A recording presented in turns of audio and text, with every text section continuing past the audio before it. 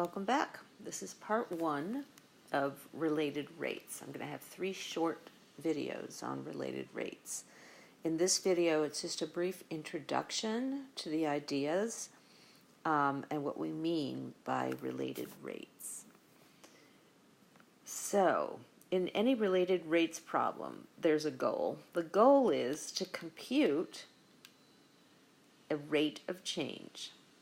And this is always rate of change with respect to time. And we're going to use another rate of change. So we're computing a rate of change using the rate of change of a related quantity. So that's why we call it related rates.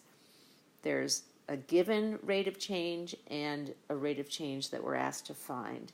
And the hardest part of the problem is coming up with the relationship, figuring out how they're related. Okay, so I'm going to show you a basic example of rates that are related. So suppose that we have air being pumped in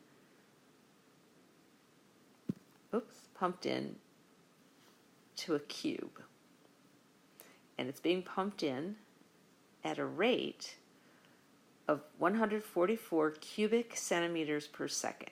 So that's a rate. And we're asked, how fast is the length of a side changing when the side is 2 centimeters long? So you have to imagine what's going on here. Everything is moving. Air is being pumped into a cube, and that cube is expanding. It remains a cube, but it's getting bigger.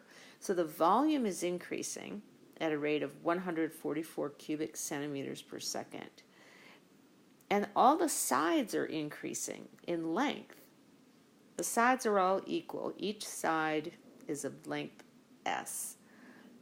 But the sides are increasing and not necessarily at a constant rate. So we're asked, what is the rate at which the side is increasing when the side is exactly 2 centimeters? Okay, so at that instant, what is the rate that that side is increasing at? Okay, so here's my cube, and the sides of a cube are all the same length, S.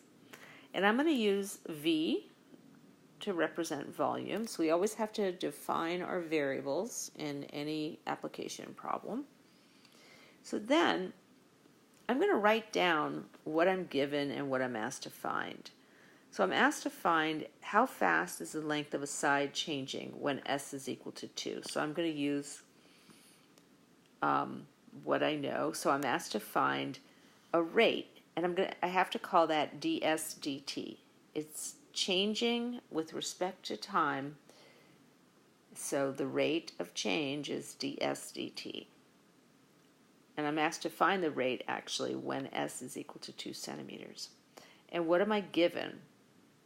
The rate that I'm given, 144 cubic centimeters per second, is another derivative. It's dv dt.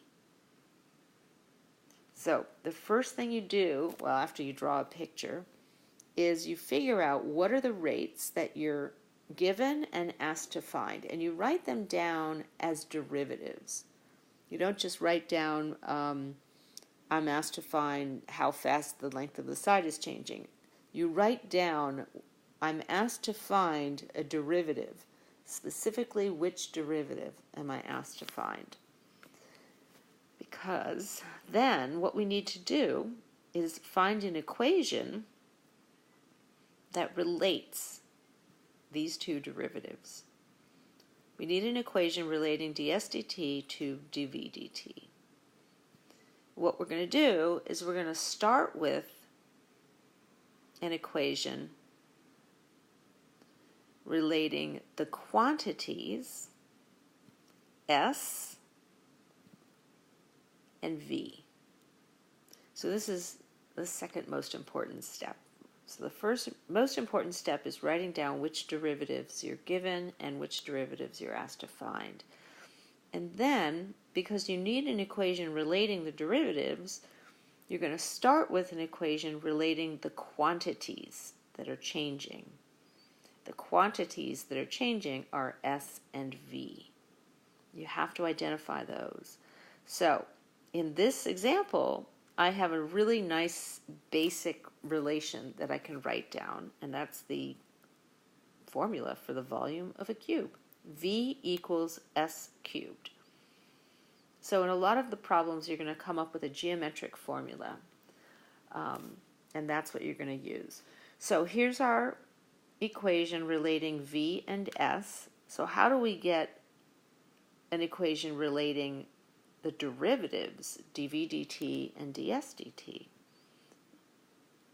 Well, you have to remember, because both are functions of time,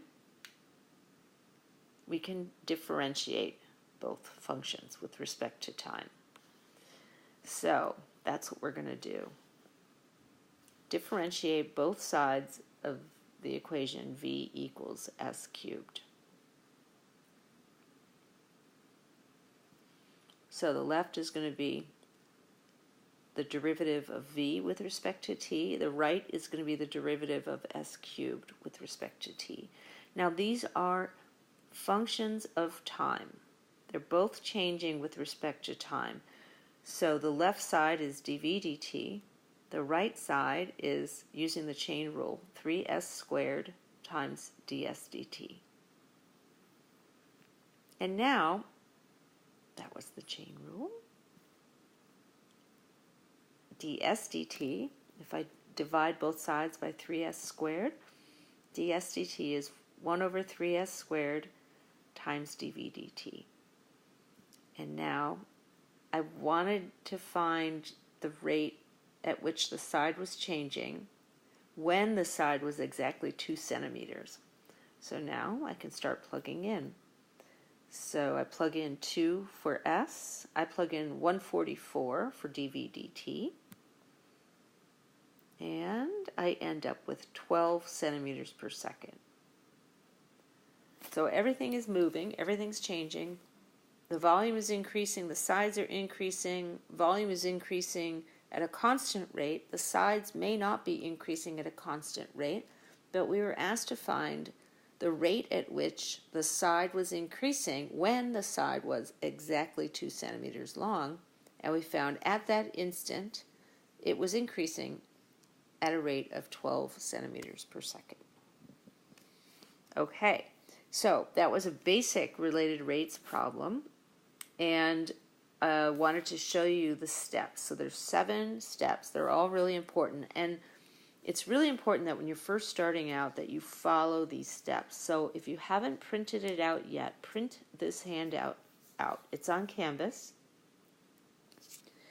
and I want you to have this with you as you watch the other 2 videos, because I'm going to refer to these steps as I go through the examples.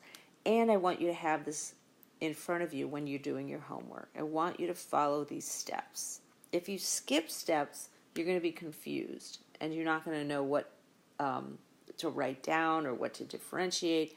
So if you follow these steps in order, that will help you. And after doing a bunch of problems, you won't need this piece of paper anymore, and in fact, you might skip steps later. But don't skip steps at the beginning.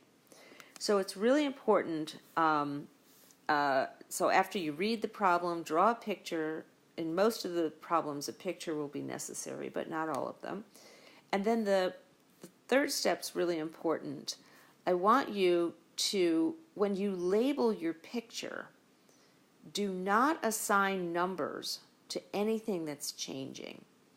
So remember, you're going to draw a picture of something, like in the last example, a cube, and I only labeled the sides S. I did not label the sides 2, even though in the problem it said how fast are the sides changing when the side is 2 centimeters. I did not label it 2. And the reason is that you'll end up plugging in that number way too soon, and you're going to get something that doesn't work. You're probably going to get 0. So label anything that's changing with a variable. Assign variables to any quantities that are changing. Okay, that's really important in your picture. Put variables next to those things that are changing. And then, I mentioned this before, the next step is to state what you're given and what you're asked to find in terms of derivatives. So write down the derivatives that you're given and the derivatives that you're asked to find. And all the derivatives are going to be with respect to t. And then those derivatives will tell you the quantities that you need to relate. So in the last example, the derivatives were ds dt and dv dt, and that told me that the quantities that I needed to relate were s and v. So you'll write an equation that relates those quantities, and then the next step is to differentiate both sides of the equation. And remember, you're differentiating with respect to time. So everything is, you can think of it as an implicit differentiation problem, and you're going to use the chain rule. And then at the very, very end is when you plug in and solve for the rate that you're looking for. So don't plug in too soon. Plug in at the very, very end. Okay, so that's it for this video. And I want you to have this printed out before you start watching video part 2 for related rates.